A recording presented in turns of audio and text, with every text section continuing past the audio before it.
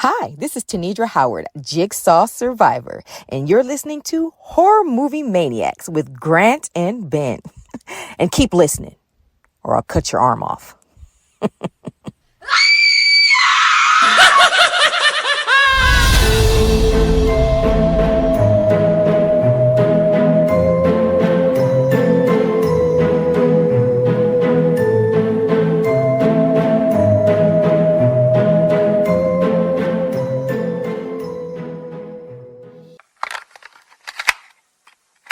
Hello, Maniacs. We would like to play a game. Listen carefully. All you need to do to survive is listen to this special episode in its entirety, right to the very end. Listen or die. Make your choice. Let the game begin. Hello, welcome to Horror Movie Maniacs. I am your host, Ben, and I'm here once again with my co-host, Grant. How are you doing, Grant? Yeah, I'm all right. How are you? Good stuff. Yeah, not bad. Thank you. Pretty excited for this episode. I'm not going to lie. This is a good one. Yes. Well, hopefully. Well, we like it. Yeah, we do indeed. So, yeah, thanks for tuning in, guys. Thanks for listening. First off, we had someone very special do the intro for us. So, Grant, do you want to... Oh, yeah, we did. So our intro, you would have heard by now, if you listen to this, was done by Tanedra Howard. And for those of you who don't know, Tanedra Howard played Simone in Saw 6, and she was in the opening scene, actually, the Pound of Flesh trap, which is very messy, real shock to the system when you start watching that movie, and it is one of my personal favourites, so I couldn't quite believe we managed to get Tanedra to do that for us. It's pretty mad. Yeah, so pleased you did it. And yeah, it's a great trap. Brilliant way to start Saw 6. So that intro, right. It's amazing. Yeah. So, right, just to let you up. I'm fanboying, so let's get on with it. Yeah, no worries. So the reason we're here today then, guys, Grant and I have just been lucky enough to play a new tabletop game. So it is Saw, the Jigsaw Trials. You may have figured, but it's based on the Saw franchise. Okay. Put that together. I was playing it. Yeah, it's amazing. Sure. Right, it's coming to Kickstarter Tuesday, so Halloween, guys. So head on over there, take a look, okay? We are here today with Luke from Iconic Studios, who is the creator of the game. So, Luke, how you doing? Thank you for having me on. This is great. Yeah, I'm excited to get into it. And we've been working on this game for a long time, so it's nice to be able to finally talk about it. Awesome. Yeah. No, I bet. We feel pretty special, actually. We feel kind of like celebrities here getting to play this before everyone else. Yeah. It was a lot as well. You can tell you put a lot of love into it. Yeah, about that. We are very lucky. Thank you for giving us the opportunity to play it, man. Really appreciate it. Always. All right. So, where should we start then, really? I was thinking, how did you even come about making a Saw game, you know? How did you approach it?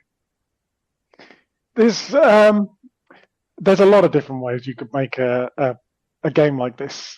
And I think I was such a big Saw fan that getting to suddenly be able to build something within that was like a bit of a dream come true. And I'm a big tabletop fan as well. Nice. So bringing those two things together was exciting. And they were all different ideas. You know, you could have done various escape rooms or more traditional board games. But what I wanted to do with it, something that, there were ideas about what if one of you was Jigsaw and everybody was survivors. But the problem is you end up with a situation where somebody has a more fun role than the others. So I wanted to come up with this idea of what if everybody was Jigsaw and everybody was a survivor. Yeah, amazing. That is a really good idea. Building your own traps against your team, looking at what their stories are, what their information is, trying to target your traps against them in the same way Jigsaw does, but at the same time trying to prepare yourselves for anything set against you. And I think that's where the initial approach came from. Nice. Yeah, it's a really, really good balance, actually. Yeah. I'm reading out the character storylines because what I do love about it is that each character has a little backstory. And even though you choose your character, you kind of don't really like them either because obviously their reasons haven't particularly been too nice, have they? And I did enjoy that part of it a lot. That's always the way with the Saw films, isn't it? We're secretly rooting for Jigsaw. Not necessarily the people who are watching have to go through these horrific incidents. perfectly with how the real traps go. Yeah. Yeah, as I was reading it, I was listening to it as if Jigsaw was saying it, and how would he say it, and the yeah, just the vibe of Saw is really captured in the backstories for each character for sure. Yeah, I'd have to agree. I was doing it in Jigsaw's voice in my head and stuff as well. I was like, yeah, you have to, don't you? You know, it's just, yeah, as soon as you hear that, you know, I want to play a game or hello, whatever name it is, you're like straight into that vibe of Saw. And I enjoyed saying that every time I was about to say it, lay a trap down. yeah, Like, do you want to play a game? I'm like, yeah. yeah. Like to fear those words. I was going to say, when we play it again, we'll probably get in proper Jigsaw role play for that bit, you know. As soon as you see Bloody Billy, you know you're in trouble. That's exactly what we wanted the Billy card to do. We wanted it to be so as soon as somebody plays that Billy, you know somebody's in trouble here. Yeah, no, you really. I want to play a game as you put it down, and then one of you was going to have a difficult time. Oh yes, and we did. Lots of limbs were lost, let's say. So yeah, no, that was brilliant mechanics in the game, man, and the vibe. You've captured the vibe perfectly, I would say. On that, so you have to know this franchise back to front. How many times did you have to watch each Saw film? So I already knew the Saw franchise kind of well going into this, which made the whole process a lot easier. I did, you know, the second that we'd agreed that we were doing this, I went and watched the whole lot in about 2 days. Ooh, and then since then, I've been watching clips from each one.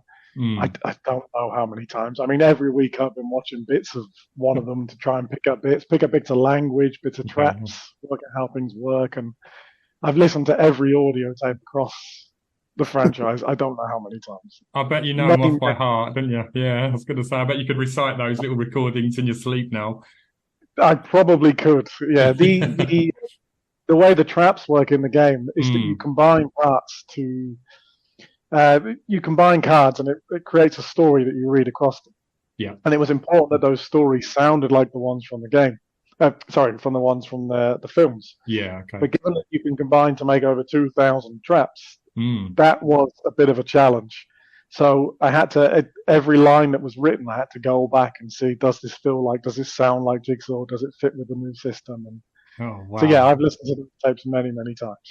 Yeah, the stories, the way the stories link together. So when you get your 3 parts to a trap, and the way that text links together, I thought was incredible. Oh, thank you. That was a lot of work and a lot of spreadsheets. So I had a spreadsheet where every time you pressed it, it generated another combination so that I could continuously check them and make sure that everything.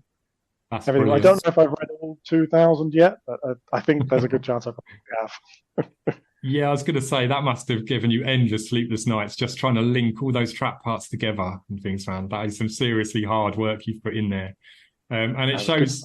It shows in the game because when you're setting the trap, it does feel special, or it did to me, because you're always scrambling for that part and you're thinking, come on, next time I draw, I really need this part or I want that part, and you do get a good vibe because all the parts you've used and things they are all from the movies, aren't they? It's a bit of a mixture, but I think everything has been inspired from somewhere in the film. Yeah, people are going to see some iconic ones they know, but perhaps slightly changed to fit with this 3-card system. Yeah, we've got like the famous, of course, in the film they had the famous shotgun collar. Yeah, but we had to alter it slightly to make sure that it worked with any combination of whatever object you place with that mechanism. So it had to be able to fit with acid or broken glass or burning pipes. So there were some interesting challenges there art-wise to make those fit. But yeah, almost everything there is from or inspired by something from the films. Brilliant. Yeah, I was going to say all the traps we set just worked perfectly. To be honest, the text rolled brilliantly, and it didn't have any issues at all there. I did find myself trying to find a mismatch, but I couldn't. It was just perfectly done.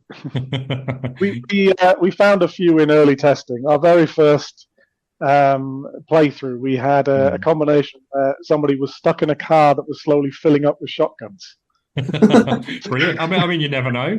That's a possibility. That reminds me of that. I think it's in Jigsaw where they're in the grain silo and then like rakes and shovels start coming down again. Yeah.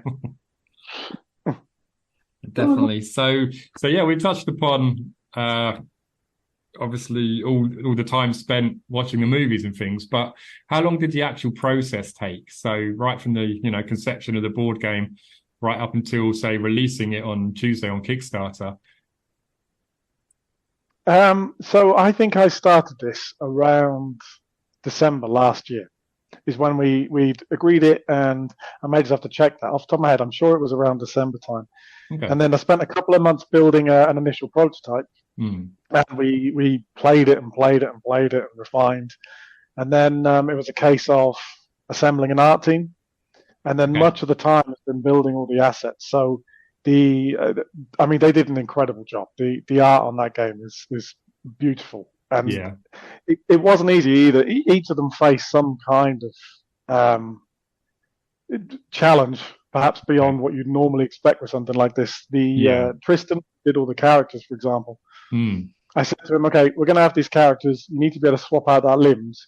So you've got 6 people who are of all different builds, different sizes, but I need their skeletons to be identical so that when we remove an arm, place it with an X-ray, it doesn't look mismatched or out of proportion. And somehow, I've looked at those characters, a million times over the last few months. I don't know how he did it, but somehow he managed it. Yeah, again, brilliant job on the design. Yeah, they do all line up perfectly. Yeah, I didn't even take that into consideration, but yeah, no, you're right. I don't know how he did it. And then not even just for the X-rays, for the lost tokens, for example, we've got, so when you lose a limb and it's bleeding out, we had to do it so that it couldn't show any clothing or skin tone, but it had to look natural so that it matched any character. And somehow he did it.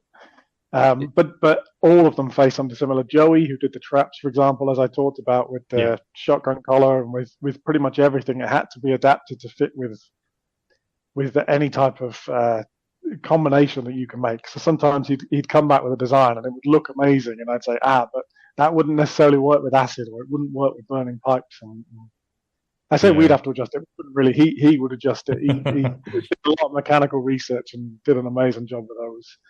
And then David, who did all the graphic design, he had, I told him to create some ridiculous icons. Go and make an icon for obsession and for greed and addiction, but somehow it also has to feel like Saw and work on the cards. It needs to look clean and clear, but also feel like it.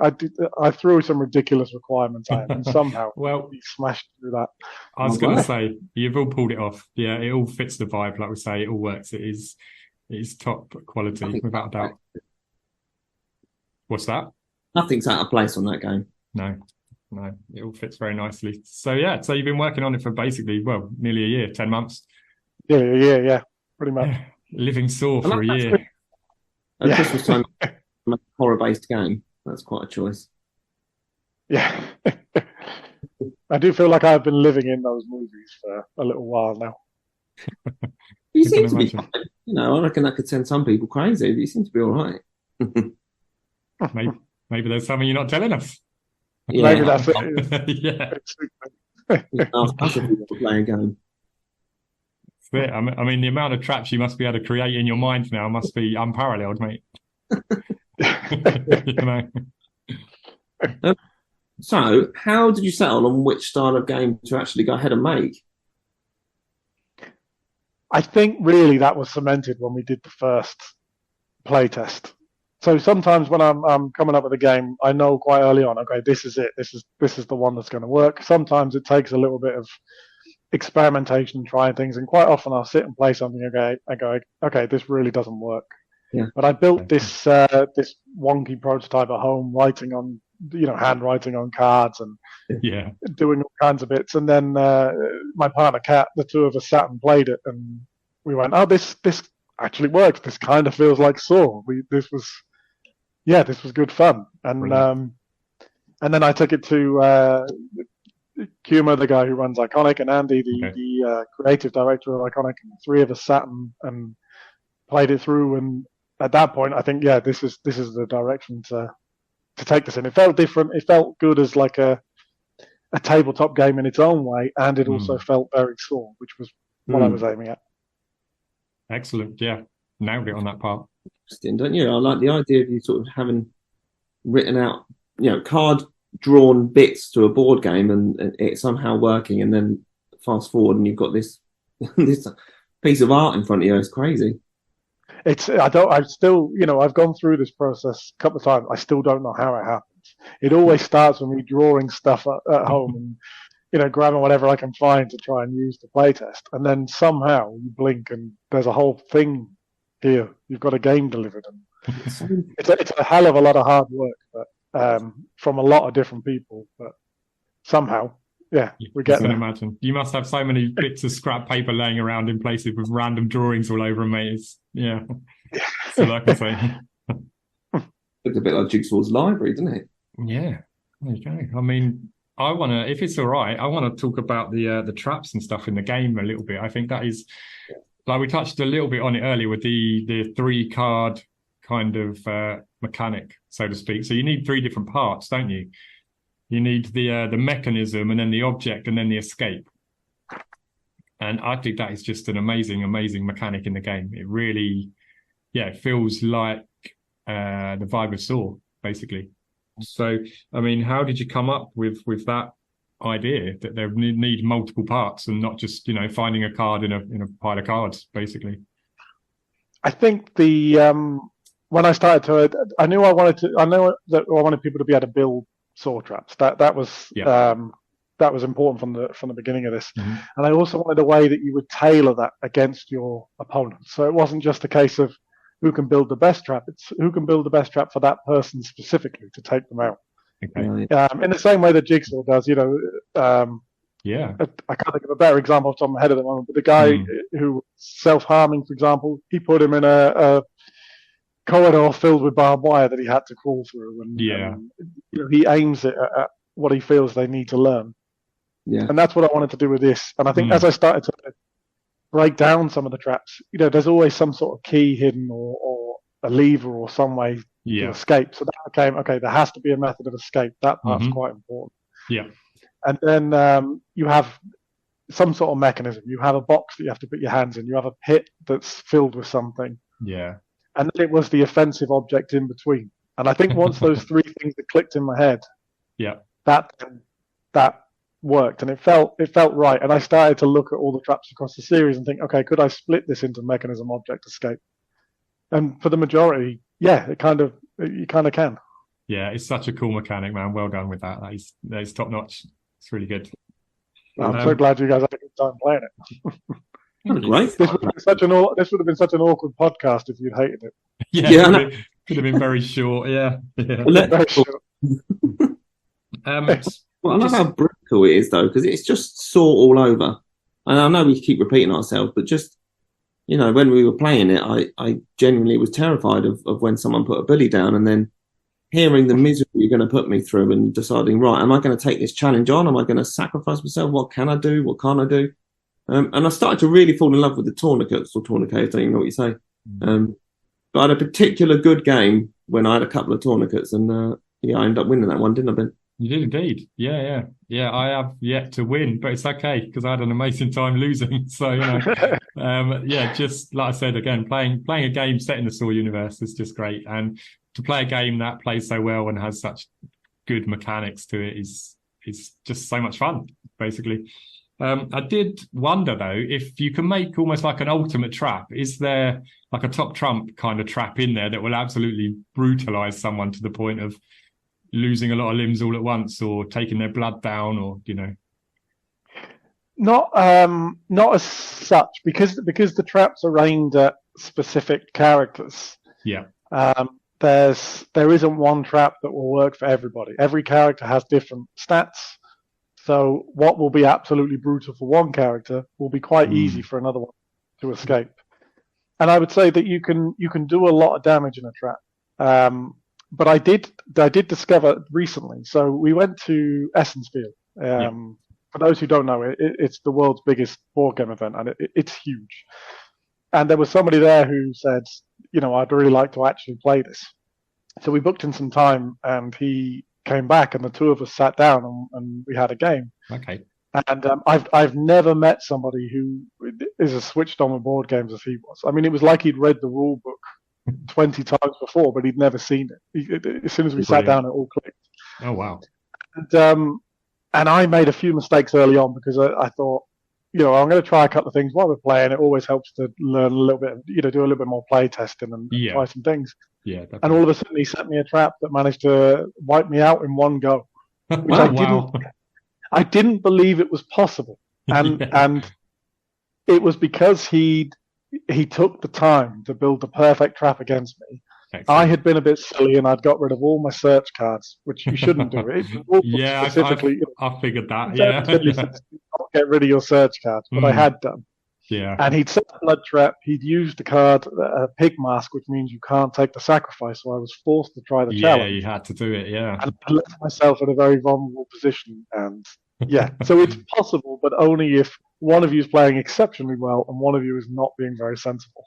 Yeah, absolutely. I did think, it would be more beneficial to take your time and look at your opponent's weaknesses and build the perfect trap for them. I quite like that mechanic. At first, I was just playing a little slapdash, just getting excited, trying to build any trap I can and that kind of thing. So, what's that?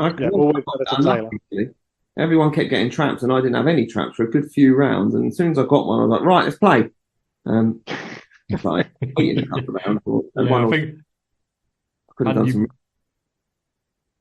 say that again, mate.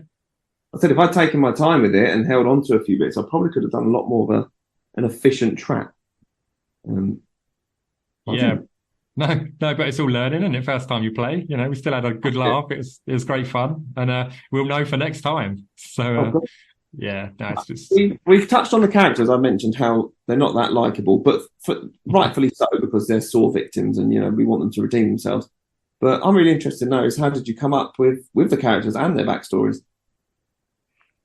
So the characters are slightly different than what you would normally expect from Saw, because normally in Saw it's this person has done something. Jigsaw believes they need to learn a lesson. So he's captured them in order for them to learn it or learn to appreciate life or to atone for something they've done, something like this.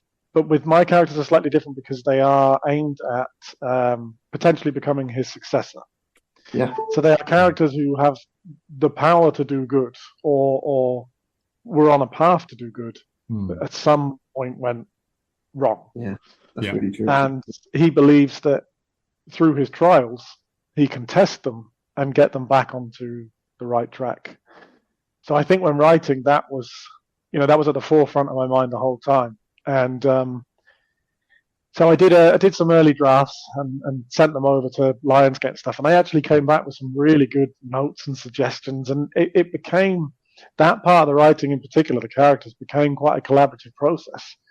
Of me sending it over to the studio, then coming back and saying, oh, we could slightly change this. What about, have you thought about this? And it was quite a fun writing process doing it that way.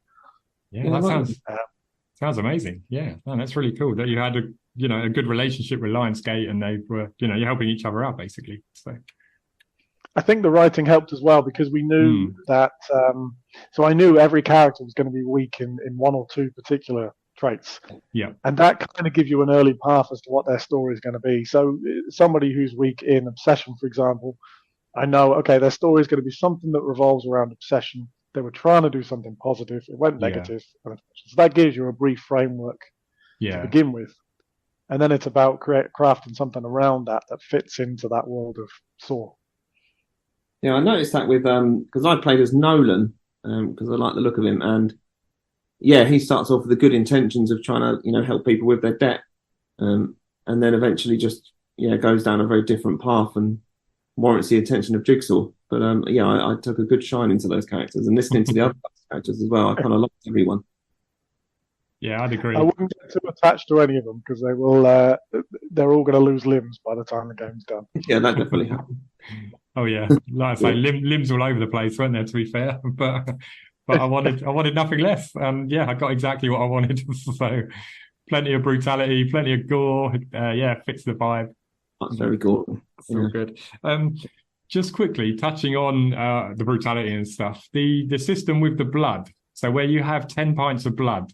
And that gradually, or sometimes not gradually, goes down to zero, obviously, and then you die. I noticed, I was rewatching the films recently, and that's it's just like Saw 5, isn't it? So I think they actually mention there's 10 pints of blood in the human body. Yeah, they do. I can't take credit for that. So when I was coming up with the blood system, Kat, my partner, she remembered that, and she said, they say there's 10 pints of blood in that. And so I went back again and went, okay, well, it's got to be exactly that then. Each one's a pint, 10 pints. But it works so well. What I was going to say, though, the attention to detail that, well, I was going to say you, but then Kat, credit to Kat, has put in there is amazing. You know, I just love that. And it's the little details that you've put in there that connect it to the Saw films that really make the game pop. I think you can see your love for the franchise in the game. And I think, I think hopefully friends will enjoy it for that. That's what I was going to say. I think Saw fans are going to be over the moon with this. You know, I was over the moon. Grant, I think you're over the moon. Oh, I love every bit of it. So, yeah, no, they're gonna love this. I even just randomly the instruction book. It's like a chopped off hand, and it's got the instructions in the hand. I just thought that was a really cool touch. I noticed that when we were wrapping up, I was like, oh, look at that! It's clever, isn't it? that instruction booklet was a tough thing to get right. Instruction booklets for games aren't. They're so much harder to craft that than you would think it would going in. And I said so. David Anderson, my graphic designer, who did the instruction manual, I set him a very difficult task of, look, here's a whole load of information that I'm putting in here. I've written out each part. I need you to make this look good and try and do it in 12 pages. He pulled it off. Yeah, it was a few sleepless nights on his end, I think, but yeah, he got there. Can imagine. I love the instruction. I was reading it today, and normally I'm a bit slow and struggle and can't make sense of anything. But this one, I loved it, and I love the fact that you give little examples as well when you explain the instruction. Then straight after that, there's an in-game demo almost of what it happens, and it just makes the whole thing so much easier to learn. Like I read it once and pretty much knew what I needed to do, apart from a few little minor bits and bobs here and there. But for the most part, I was fairly confident just going in and playing that straight away. Yeah, well, that's great. We are currently going through the process of external playtesting, because most of the playtesting has taken place. One of us from Iconic Studios have been there, and we know the game inside and out. So the idea of the external, and you guys are doing this for us anyway, outside of this podcast recording, of course, is people will play it completely blind from the instruction book, and then we do surveys and things to say how did you get on and what worked. And that becomes imperative to making sure that rule book is effective and efficient in teaching people how to play this. So it's good to hear that went well. No, I'd agree. I'd agree. What Grant said, it definitely is clear, and it does make it pretty easy to play. I mean, we played a couple of games, and by that second game, we were flying through it a lot quicker than the first game, So it is one that people will pick up pretty quickly, I think. Yeah, but it does have a good depth to it as well. Brilliant. So the game's out on Kickstarter on Halloween. So just on that, will there be any stretch goals? So there won't be any stretch goals for this specifically. There's all kinds of things you can do for stretch goals. But we wanted to make sure that the game itself was as good as it can be and in a position where we can deliver it to people quickly. So anything that we could have upgraded, we've tried to build that into the initial package and make all the components, the best that we can make it before we take this there. But that doesn't mean things won't necessarily get tweaked as we go along. It doesn't mean there won't necessarily be any surprises either. I don't want to say too much yet, but I'd say keep an eye on the updates. Awesome.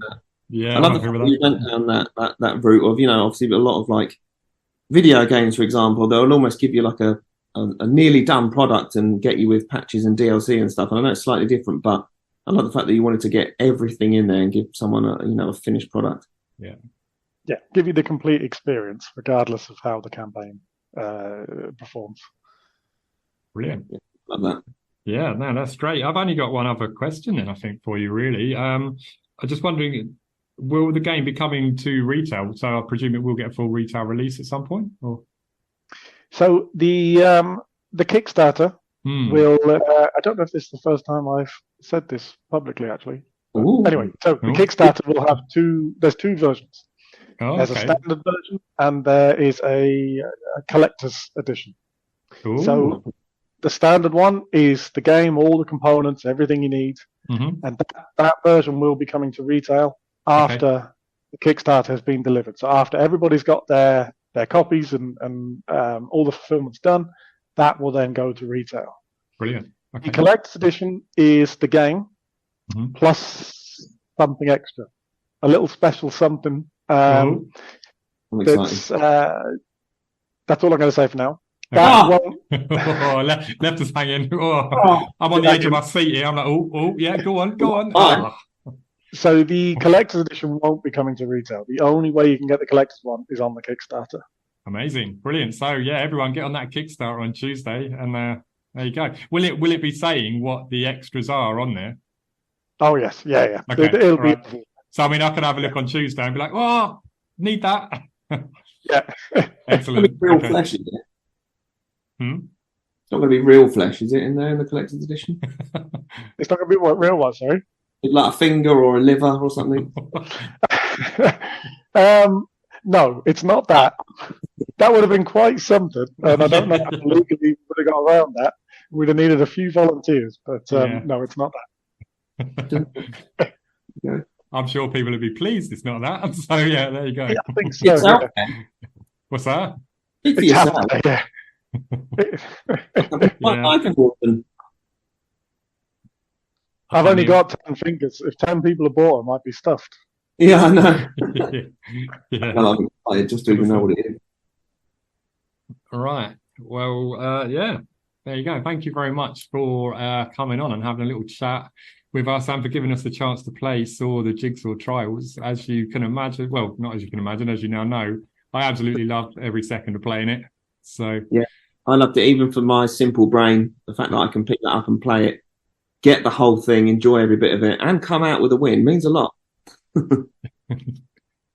Yeah. So anything else you want to add about the game, Luke? Or No, I'm very, very excited to get this out into the world. And it's been great this week because I've seen playtesters starting to pick it up and you know, yeah. getting that early feedback of what people think when it arrives with them. But now to actually be able to show it publicly, you know, this has been in the works for quite a while. Yeah. Yeah. It's been such a passion project for, I mean, it's such a lot of people have contributed to this. And Yeah. To actually get it out there and show people is very exciting. Yeah, I can only imagine You that. guys have got a lot of love and passion behind it, and it really comes through in the gameplay. So amazing work. Yeah, it really does. Thank you both. Best of luck for when it goes live on the Kickstarter on Tuesday. Let's bring on Tuesday. Bring on Tuesday. Yeah, thank you.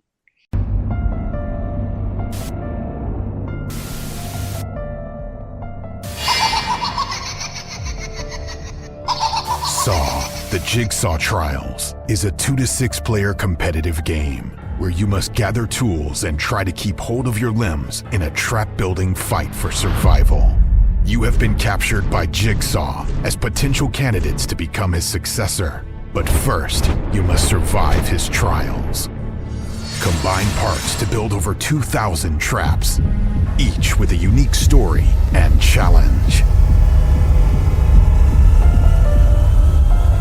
Use search items to find the tools to escape, or locate special cards that give you an edge over your opponents. Watch your character take damage with a unique jigsaw system. Beware, take too much and you could lose your limbs completely. To survive his trials, you will need to be as good at creating his traps as you are at escaping them. Only the last survivor will be worthy of taking the name Jigsaw. Let the game begin.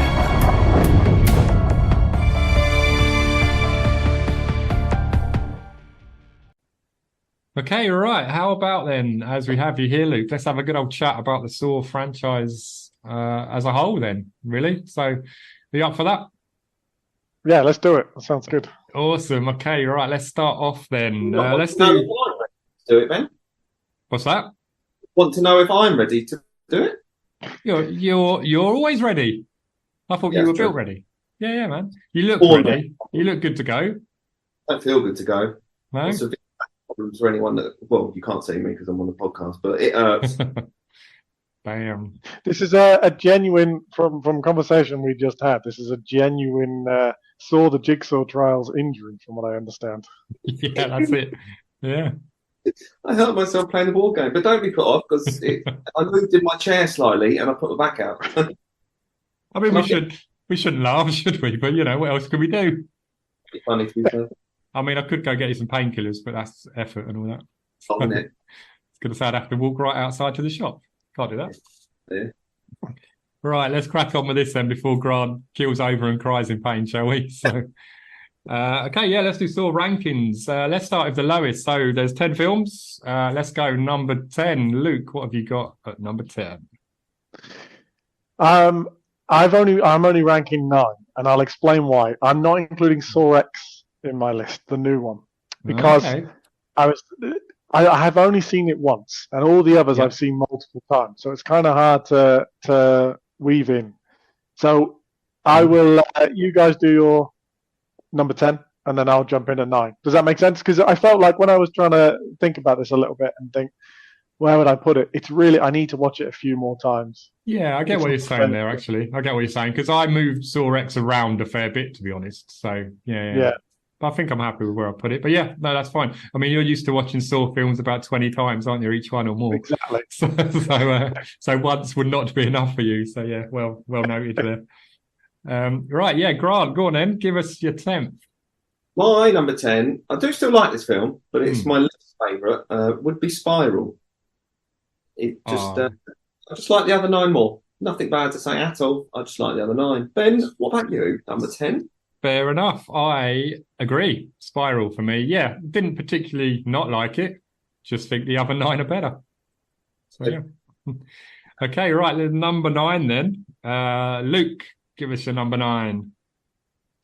I feel a bit bad now, but I'm going to go with Spiral as well. It's for me, it was just missing that Jigsaw edge that we'd had from the others. They tried something new, and it had a lot of positives going for it.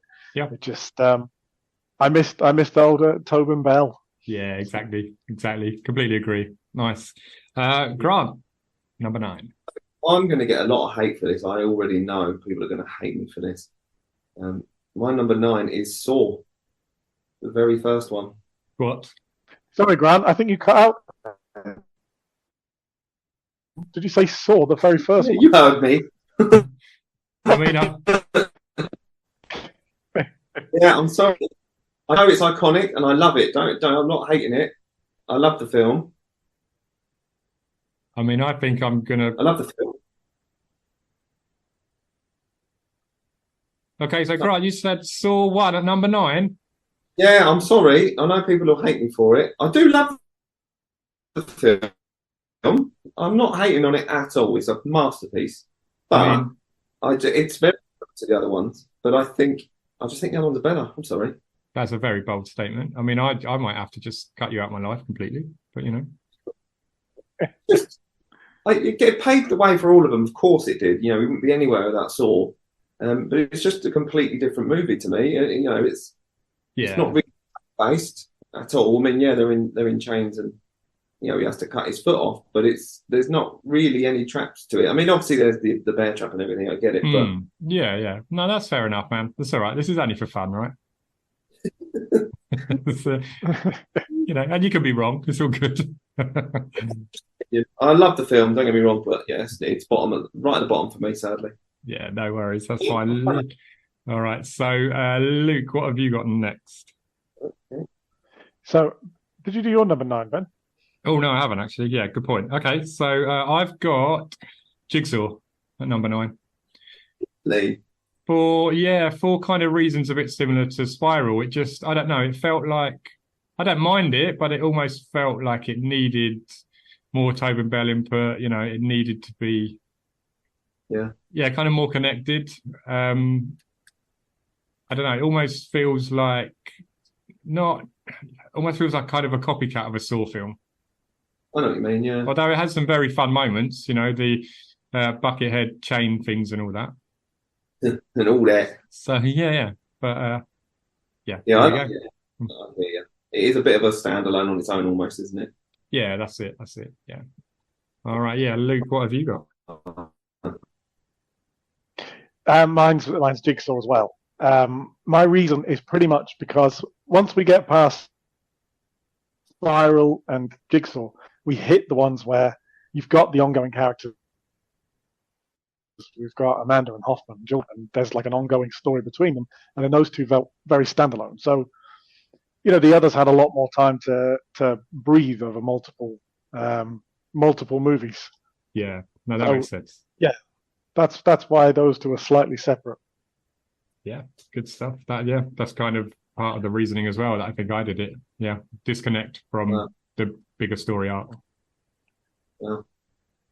Okay, right. So we're down to number 8. So who wants to go first on this one? Don't mind. Luke, you go. So mine was Saw 3D next. The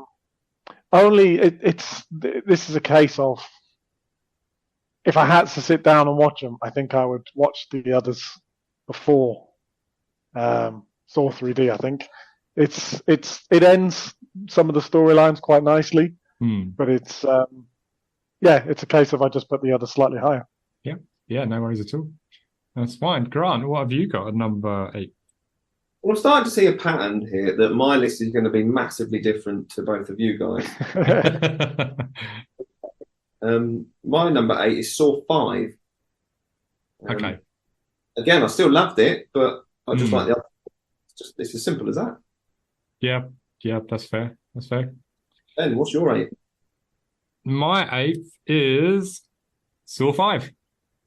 Oh, nice. So yeah, It's not so I was going to say nothing overly wrong with it. I just felt like the other films have more to them, really. So yeah, that's fair. Yeah, cool. Okay, right, let's move on. Number 7.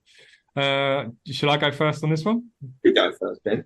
Okay, number 7. I have Saw 6. Saw 6. Yeah, I thought I was going to put this one higher, and then I rewatched it, and I was like, okay, it's not bad. I enjoyed it, but I didn't enjoy it as much as I thought I was going to. So yeah, I had to put it a little lower down. I completely disagree, but that's your...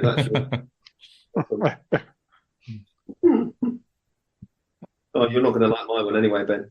No, go on. Yeah, give it to us. Number 7, right? Yep. Saw 2.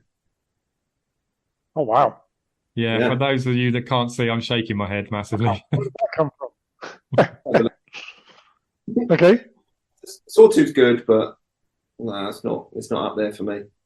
I like the other ones a lot more. Yeah, cool. Fair enough, man. Still good. I love me. Luke, 7. What's yours? I've only got 6 left on my list. I think we accidentally did one of mine earlier. Okay. How do we? Yeah, I was going to say, let's go number 6 then, and we'll. Yeah. Let's go number 6. Do you want me to start? Yeah, go for it.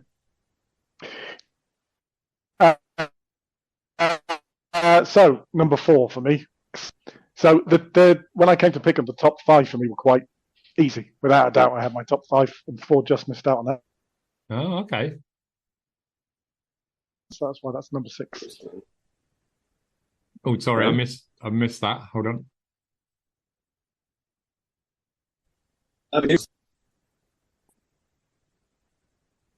Right, Saw 4 at 6 for you, Luke. Love that. Number 6. So my number 6 is Saw 3D or / Final Chapter, whatever you want to call it. Yes.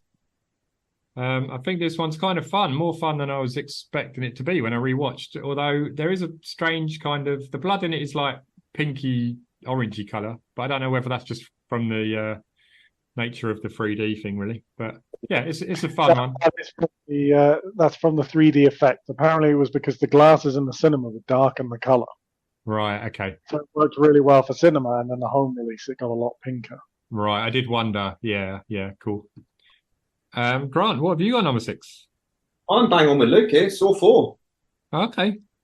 I loved it, but yeah, again, I just like the others more. No, that's fair. That's fair. Okay. Right. Top 5 then, guys. So who wants to go first? Luke, what have you got number 5? I'm going with Saw 3. for number 5. Okay. It's got it's the unfortunate end of Jigsaw, but it does have the Lynn storyline's quite good. I like the fact that it was all test for Amanda at the end, and Yeah. it all played quite nicely. Nice. Good stuff. Okay, Grant. You know what, Luke? You're reading my mind here. I've got Saw 3. There we go. I was going to say, you guys are getting on the same page here. Hold on. Saw 3 was going to be my number 1, if I'm honest, because we will go into traps in a minute, but the rack trap is one of my all-time favourites. So more. But as a whole, when I watched them back again, it's made top 5. Saw 3 for number 5. Ben, you? Number 5, I've got Saw X. Oh. Yeah, now I took a while deliberating over this one, like I said, and this could change in the future, but having only seen it once, it kind of sits at the middle of the pack for now. But like I say, might change in the future. So I'm with you. That's fine, mate. Cool. Right. 4th place. Then Grant, do you want to go with your 4th? Yeah, carrying on from what you said, Ben, is Saw X. Nice. Okay. Yeah. Saw X at number 4. Again, I do need to watch it more. I remember talking to you about it the next morning after we went to see it, and I was still thinking about that as I was going to sleep, and not a lot of films do that to me. Yeah, no, I remember you saying that, actually. Yeah. Something about it that got me. At the time watching it, I thought it was okay. Yeah, same. Left thinking about it for ages, and I was like, oh, hang on a minute, that's actually really good. Yeah, nice. Or Luke. I feel a bit guilty now. I chickened out and took Saw X out my list, but we'll do this again next year and see where it ranks. Yeah, my number definitely. 4 is Saw 5. So there's a lot of things I like about Saw 5. The whole cat and mouse Graham Hoffman thing, but in particular the ending and the glass coffin is a great scene. Yeah. Watching Hoffman slowly lower and Strahm realizing he's about to get crushed. Yeah, and the sound effects, actually. Nasty. Nice. Yeah, good stuff. Okay, right. So was that everyone's? Or no, hang on, I haven't done mine, have I? Sure, number 4. My number 4 is Saw 4. So 4 for 4. So 4 for 4. There we go. Yeah. I don't know. I just quite enjoyed it. It's got some good traps in it. They're a little bit different from some of the other Saws. And just thought it told a good story. I'd say number 4, the cinematics were completely different to the other 10. The transitions I really noticed on, there's a bit, I can't remember exactly, but I think someone gets thrown into a mirror or something, and then that transitioned into Strahm walking through a door into the morgue. And I was like, that's different to all the other ones. I can't remember it. I don't know why they didn't do that again. It gave it quite a nice sort of kinetic feel, but I think they were just experimenting. Yeah, that was the only time they've done it in Saw 4, but that's I always remember 4 fondly because it's just some of the camera transitions are bonkers. Oh, nice. I don't think I picked up on that. I might have done when I was watching, actually, but I didn't note it down. I need to take more notes. I know. That's odd for me to say. I normally got reams of notes, anyway. So, okay, right. Okay, top 3 then, guys. So, getting to the good stuff now. Right, who wants to go on this one? So we go, Grant? Me? Ben, first, mate. I'll go first? Yeah. Okay, so 3rd place, I have Saw 2. Yeah, I didn't think you like that, but I thought it told a good kind of. It felt like a continuation of Saw 1. Just felt like a follow on, and I thought it told a really good story. Jigsaw playing it calm, and he's trying to say to Detective Matthews, isn't it? Just listen to me, talk to try to hear what I'm saying, and stay calm. And of course, we all know it doesn't go that way. So. Spoiler, yeah. But no, I just thought it was a really tight sequel, really good, kept the same aesthetic, well, kind of almost improved on it a little bit in a way, and had some good traps. Who now? Grant, how about you? I went with Jigsaw. Really? Yep. Wow, I didn't realise you hadn't put that in there yet, actually. Jigsaw, I really enjoyed this one. Okay. So there's a few reasons that I liked it. Now, The first one is that I've seen this obviously a couple of times before, but I completely forgot about the twist at the end. It didn't even enter my brain. Then when it happened, I was just as shocked as the first time I saw it. Yeah. I was going to say it was quite a good twist. Pretty clever, yeah. I also love some of the traps. So that metal grinder that I can't remember her name now, but his morgue assistant, she builds that sort of meat grinder thing that ends up in the main trials for the guys, and it was brutal. Like that guy's body at the end of it, and then dumped somewhere. It's like, oh shit, that was bad. Nice. And another reason, a little bit different, is that a lot of the time I watch these films and think, what would I do? How could I get out of this? Oh my God, why is he doing that? You could get out. And I like the bit that, again, I can't remember the character's name, but she manages to pry open one of the panels on the wall and she gets out. And then there's, pig mask waiting there for her and, swiftly throws her back in. I was like, they covered that part of how would you get out? And you can't. So I liked it. Yeah, no, that's fair enough, man. Good stuff. Luke, what did you put at number 3? I've got number 6. So there's a whole bunch of reasons, really, but I've always felt in the Saw franchise, Hoffman is a bit of an underrated character, a bit of an underrated film.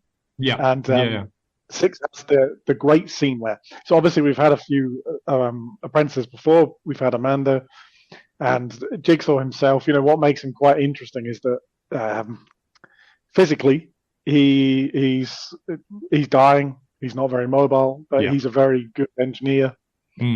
But Hoffman was the opposite, and I don't think that really comes across until it hits in Saw 6, and there's the voice recognition scene where they are reverse engineering the effects on his voice. Yeah, that's a very good scene, actually. And he, it shows just how capable he is. He pushes a screwdriver into an electrical socket, cuts the power, and kills everybody in the room in a second. And you simply get the idea, shit, this guy's brutal. He's resourceful and dangerous, and he's kept his professionalism throughout this series when he's in public. And when he does let loose, everyone's dead in like a second. Yeah, that scene is actually really brutal. Oh, it's great. Well, the top 2 now. It really is. Right, we're down to the top 2 then, yeah. So, all right, should we go back the other way then? Luke, what have you got at number 2? I went over this a lot, deciding 1 and 2. And I could switch this around every couple of seconds for different reasons, but I'm going to go with the first Saw. Oh, big move. So I tell you what, I'll talk more about this when we get to our number 1s as to why. But yeah, I'm going to go with Saw 1. Okay, yeah, that's fine. Grant, what have you got at number 2? I went Saw 3D. Okay, yeah, it's definitely a fun one. Yeah. So, and please don't tell me I'm wrong here, but that's the opening scene where the cheating lady's in the middle between the two. Yes, it is. Yeah, it is. Yeah. I love that. Grant, scene. are you holding your list upside down? Controversial. It's a surprise. I was gonna say, yeah. That opening trap there, I felt it's a little far fetched because obviously it's in public and it's in the daylight. Yeah, but it's pretty cool. I remember being shocked by it and then watching it again. I was like, oh yeah, this is still nasty. And I'm very simple and I take things at face value. So fair enough. So yeah, my number 2. I'm with Luke. I've got the original Saw. Wow, completely different to me then. Yeah, completely different. Yeah, I was going to say, no, obviously it's the one that started it all, has the massive twist at the end, which was absolutely insane for its time. But yeah, I do think there is one more film in the franchise that tops it. So, well, that's funny that. We're on to number 1. Yeah, we are on to number 1, the big one. Okay, you're right. I'm trying to think of what we all haven't said. So all right, who wants to kick us off for the number 1 film in the Saw franchise? Might as well do me because I like it. So we might as well just go with that. Now, I'm not going to tell you straight away. I want to give a bit of a little mini story before that. Okay. I will be a little biased with this one. Now, people will think I'm biased for a different reason, but I genuinely love this film the most, and the opening scene still haunts me to this day, and it is so gory and so bloody and so incredible. Saw favourite Saw film. And what was it? Sorry, Saw 6 was my favourite film of all time. Okay. Now, obviously, being able to get Tanidra to do our intro gave me goosebumps, and I'm just a massive fanboy the whole time. Couldn't quite believe we'd spoken to her, and she'd done our intro. That just doubled down how much I love 6. So it's a clear winner for me. It's number 6. Nice. Yeah, nice. Good stuff. I don't think many people would have had that as their number 1. So it's pretty cool to hear you get, that much enjoyment out of the 6th one. I do agree that opening scene, the pound of flesh trap, is absolutely insanely good. So good. Right. So good. Go, Luke. My number 1. Yeah. Saw 2. So I went back and forwards a lot between Saw 2 and Saw 1. And I think as a standalone movie, I would have said Saw 1. But as a Saw movie, it's definitely the second one. Oh. There's a lot that it establishes that are then echoed throughout the series. You know, this is the first time we see a group of survivors having to sort of semi-work together to get through a series of traps. There's a lot more John Kramer himself in the film. Yeah, that's true. First one, only in it for a couple of minutes at most. Whereas in this one, he's in it throughout. There's a great twist at the end, and I think a lot of what I imagine when I think of Saw series as a whole started in Saw 2. Right. Yeah, so, that's fair enough. No, a lot of everything you said there is spot on, to be honest. Yeah, so I can't say I'm as shocked at Saw 2 being your number 1. I'm more shocked at Saw 6 being Grant's number 1. I didn't see that coming. So yeah, but no, decent entries. Okay, right. So my number 1, if you haven't figured it out already, is Saw 3. Really? Yeah. Excellent. So although I'm not a massive fan of Jeff because he's so slow at the traps, I thought the traps in this one are up on next level again. But it's not just that. I thought the story was really good, especially the bits with Amanda and John, and you find out more kind of about their relationship, and it almost is like their relationship comes full circle. Obviously, it comes to an end, basically. So it almost felt like a trilogy capper, you know? Yeah. And that the franchise could have kind of stopped there, apart from the little bit about, would have been a loose end with Jeff's kid. But it wraps up obviously Jigsaw and Amanda, so it could have been an end basically. And if it stayed as the trilogy there, I don't think anyone would have been disappointed. Good. So there we go. It's pretty cool though, guys, that we have all done different films as our number 1. I like that. I mean, me and Luke married up there in the middle for a little bit, but we clearly went in different directions. I ended up on the slightly newer ones as my favourites. You guys are more of the classics. Yeah, exactly. But I mean, I've got to say, across the whole 10 films, there's not one that I dislike. I would quite happily watch any one of the Saw films whenever they're on the TV, and they're all great. They're all great. Huge fan. And if another one came out, next week, I'd go and see it next week. 100%. Right, guys, I've got some interesting, I think they're interesting, facts for you about Saw 1. So you probably already know, come out in 2004. Its budget was a measly 1.2 million. I say measly, it's not too bad. I wouldn't mind that to make a movie, to be honest, yeah. And box office take, though, on it was 103.9 million. Nice. Wow. So you could see why it started this crazy rampaging franchise every Halloween, So yeah, made an absolute shed load of money, let's say, keeping it nice and clean there. But it was filmed in 18 days, so they didn't have a lot of time at all to get this in the bag. And I was watching a little interview with James Wan and Lee Wanell recently, and it was filmed in a place called Lacey Street Production Centre. So and the actors only had literally like 2 or 3 takes to get their scenes right, or it just was what it was. They had to go in the film no matter what. So they didn't actually change much of the production centre because it was run down and stuff, hadn't been used, I think, in a while. A lot of the rooms fitted the aesthetic that they wanted for the movie. So that's pretty cool. There was only really, I think, there was one room that they kind of man-made. So I think I saw this somewhere, right? They call it the shit room, okay? Which me and you would probably know it as the bathroom from, of course, the iconic room from Saw 1. So, yeah, that's the only one they really had to do any real work on, to be honest. I don't remember that much shit. No. Maybe it was just kind of code they used, just laughing and joking around. Hey, we're going to film in the shit room or whatever, or maybe I've mucked up. Maybe I've mucked up, and I'm telling you all lies. Makes me want to go to work. Where are you going today? Let's go. Yeah. Sounds like a delightful day. I'm in. Lovely place. So yeah. But also, so they couldn't get the film produced in Australia. So they made a little DVD, which is readily available to watch on YouTube, actually. So, and it's called Saw 0.5. So, and it stars Lee Wanell in pretty much the bear trap scene that you see Amanda in the first film. Yeah. So it's really cool. It's only about 10 minutes long, but yeah, they took this DVD with them across to the US. Got it in the hands of the producers, and apparently within about 10 minutes the producers are like, hell yes, this is bloody amazing, here's some money. Good guys, made the right choice. I mean, if only it is as easy as that, right?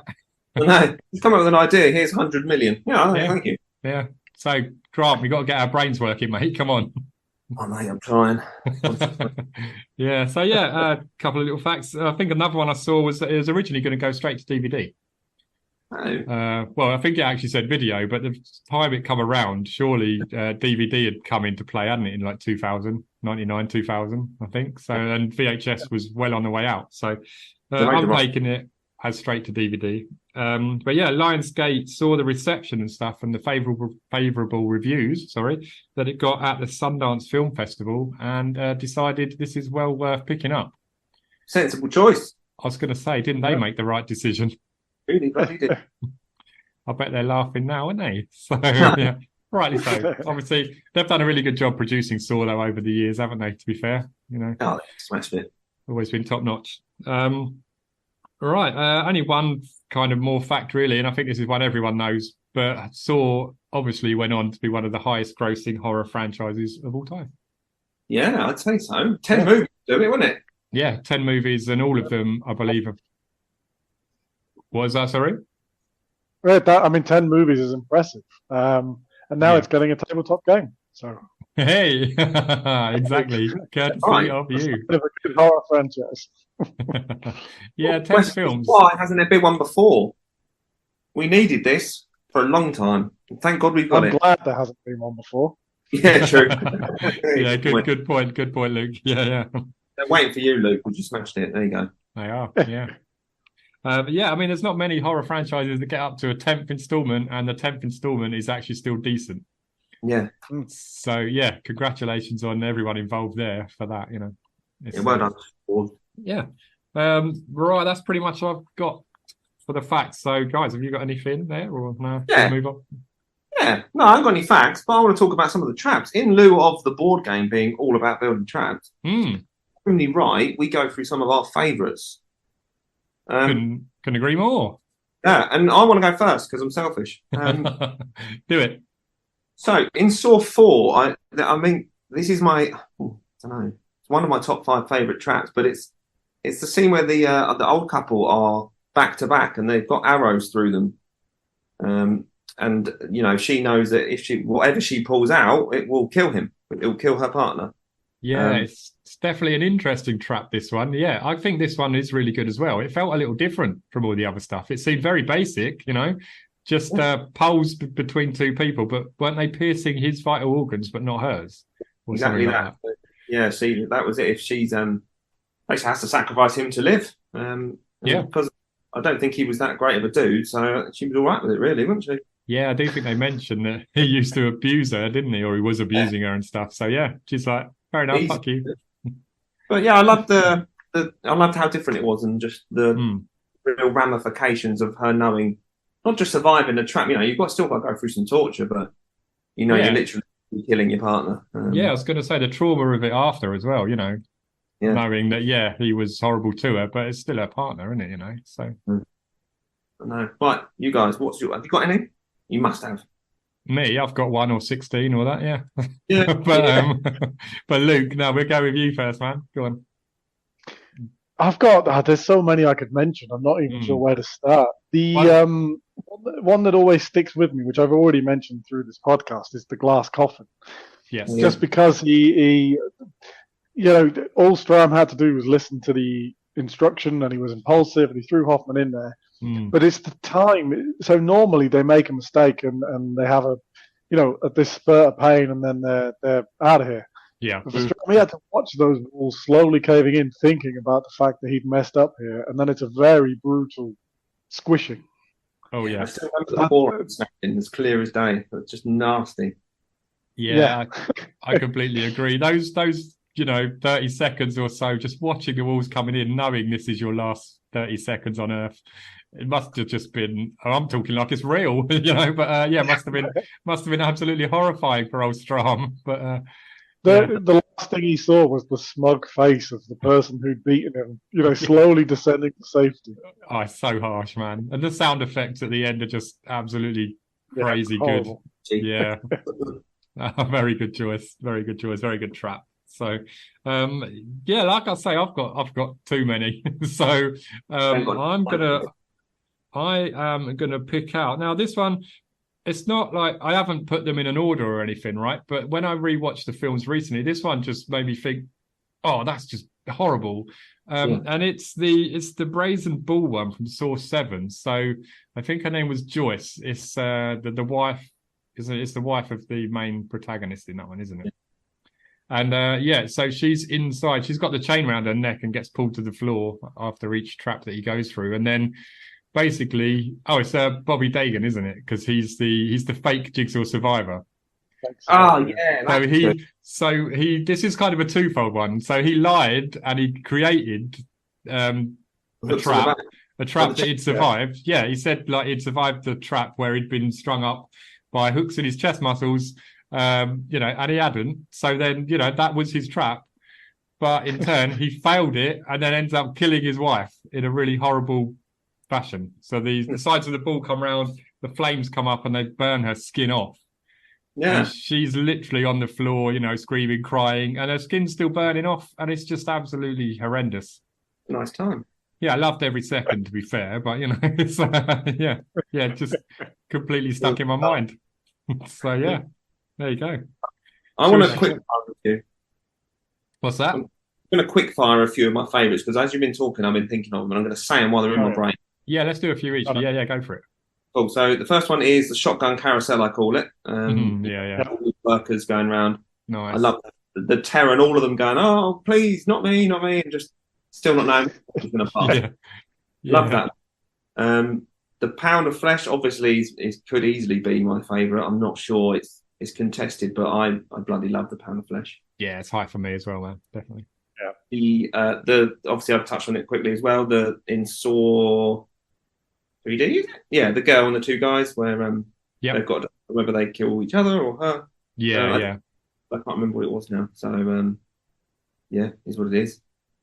Your guys' top picks that you've got off the top of your head. Luke, can you think of any more, mate? So in Saw X, the having to cut a leg off and extract the bone marrow quickly, which was pretty horrendous.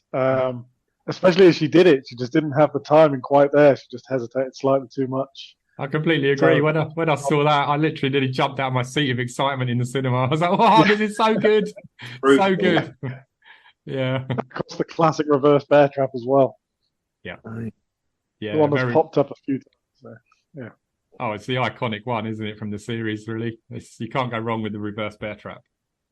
I kind of like the arc of it as well. The first time you see it, she escapes. The second time, Hoffman doesn't. He escapes, but not doing it the proper way. He just sticks it between some bars and pulls his head out. Yeah. And the third time, we get to see it properly in action. That's it. Just rips her whole front half of her face clean off. Yeah. Yeah. No, brilliant. Love that.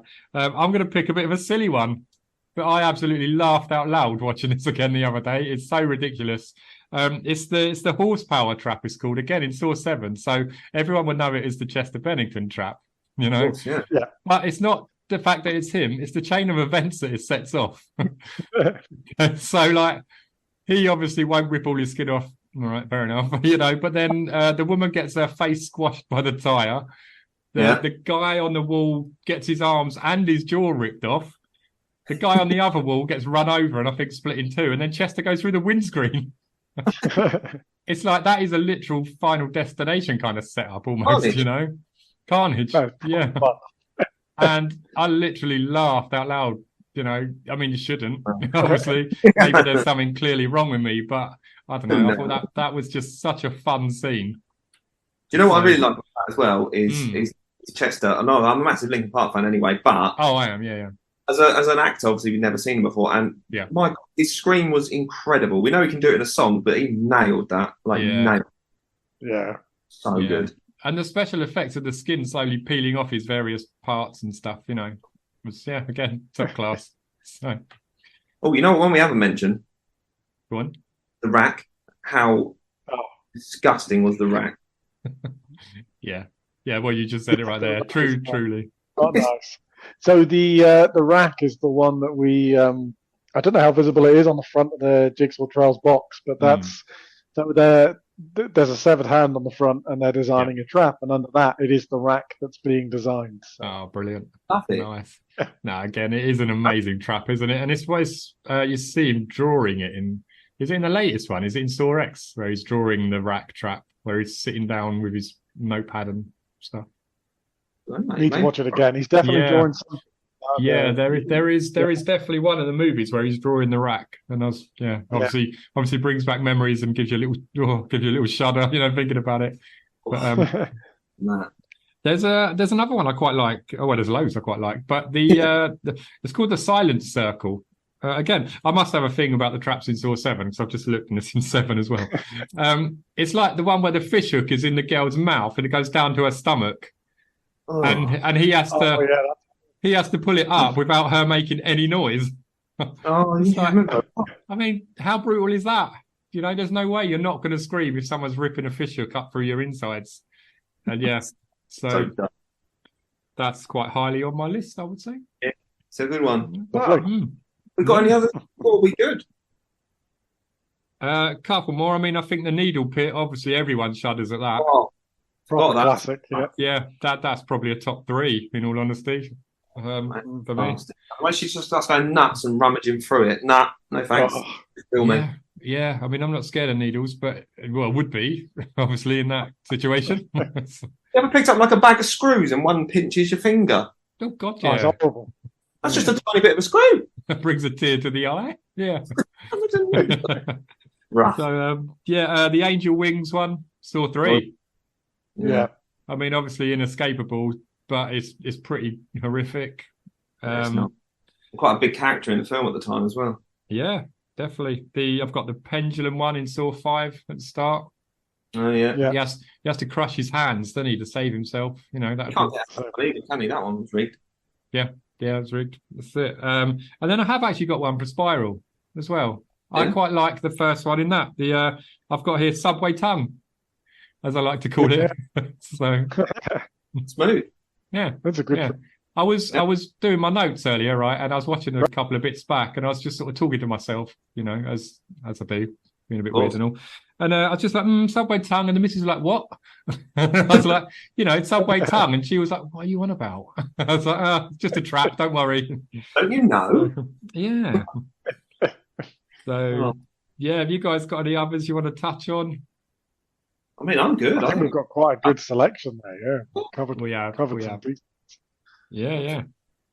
Nice. Okay, right. Let's move on then to a trap that you think you could probably escape.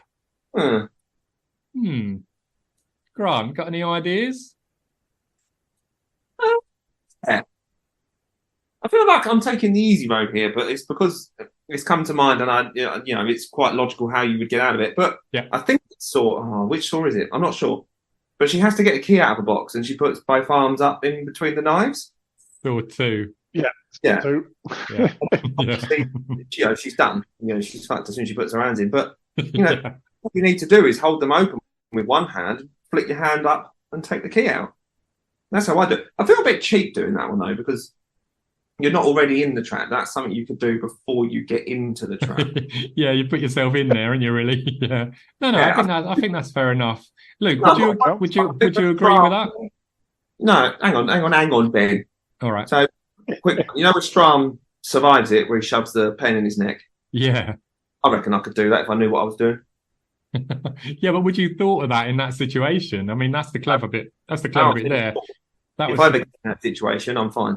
if you had a biro on you, mate, and you whipped it out your pocket and Easy, That is a mate. great scene as well.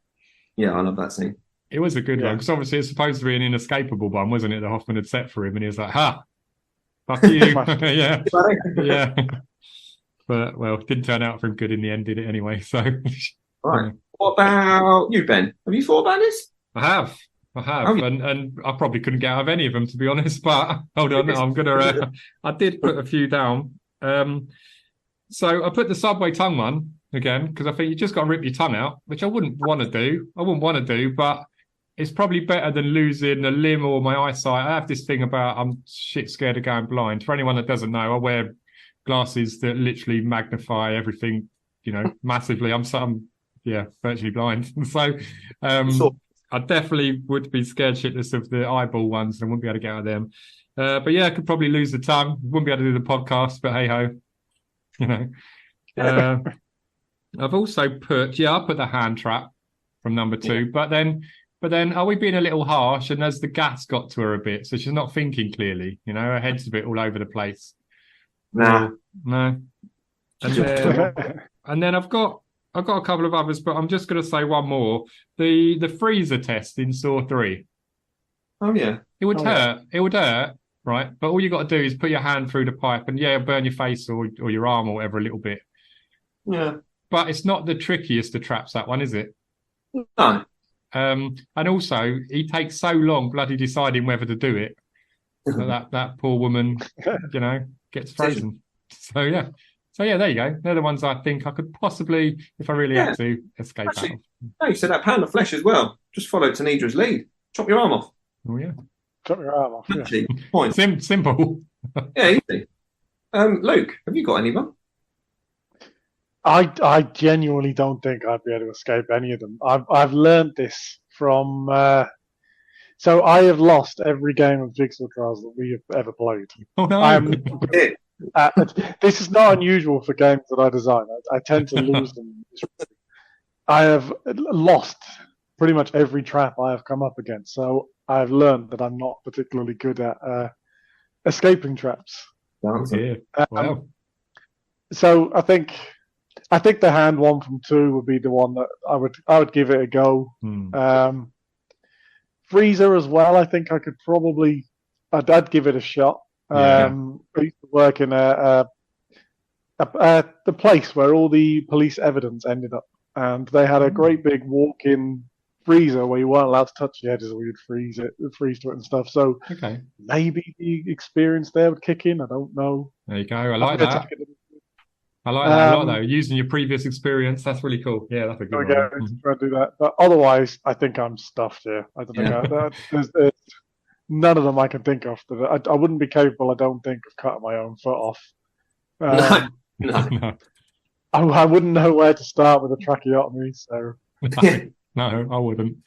So kind of what you're saying is you'd be in the opening scene, but you'd be the loser of the game, basically. I'd be the loser straight away. I mean, I guess Saw X, there's the one where she's hanging from a chain by her arm, by her leg. Yeah. If I'd give that one a go, perhaps. I'd rather give that one a go than giving yourself brain surgery in Saw X anyway. Yeah, very well said. This has been fun. What a really good question, actually. I've loved it. Right. So there you go. We're all surviving. Luke, I know you think you won't, but we're all surviving. All right. So, right. Are we pretty much done, guys? Are we happy? Do we want to wrap it up, or we got any other stuff? I don't think there's anything left to talk about. Okay. No, I think we've covered the Saw franchise quite well. Excellent. I've just got one more thing then, actually, before we go. So just a little bit about Saw 3D. So there's a scene in that which I actually really like because it's kind of not Easter egg. Well, maybe it is. I don't know. It's the Jigsaw Survivor Group scene. So so having a good look at that, like across the films, you don't really think about what happens to the survivors and that kind of thing. But this scene with Bobby, hosting it, he's got like a support group there. Yeah. So, but having a look around the room, there's some interesting characters. All right. So you've got Simone is there. So the pound of flesh trap from, Saw 6. She's there. She has a bit of a pop about her life not being any better. Now she's had her arm cut off. But hey, at least she's alive, right? You've got Malik Scott, who's one of the guys from Saw 5 who goes through all the trials. So that in that one, there's 5 of them, and they should have worked together, shouldn't they? To get to the 10 pints of blood trial at the end. Yeah. But they fuck all that up and they end up killing most of them. So there's 2 of them there and they have to give like 5 pints each. And at the end, both the woman and him are like, I thought, dying on the floor in the room. But he's in the meeting, so he survives. Nice. Okay. You've got Emily, which is one of the survivors on the carousel from Saw 6. Oh. Yeah, she's there. You've got Tara Abbott. Do you recognise that name?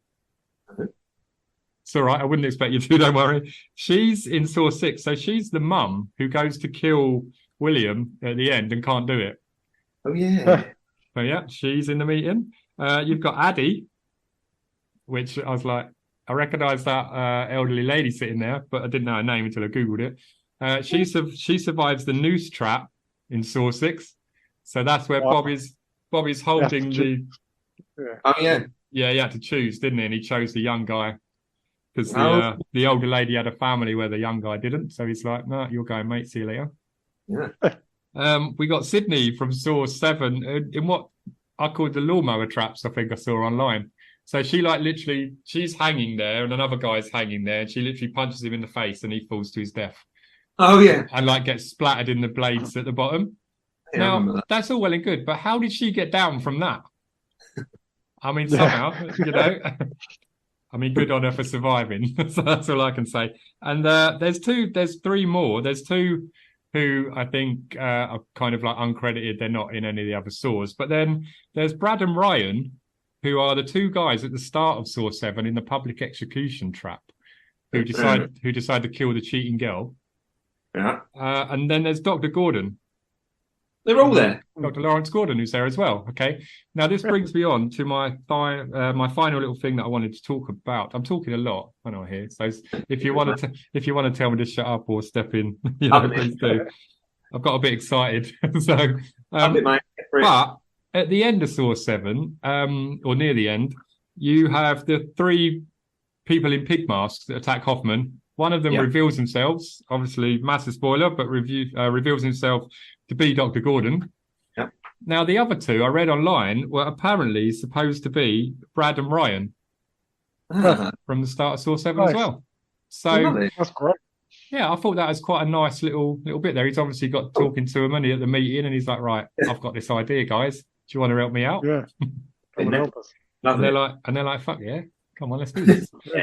So, you never know. We could see Brad and Ryan return for a sequel. Who knows?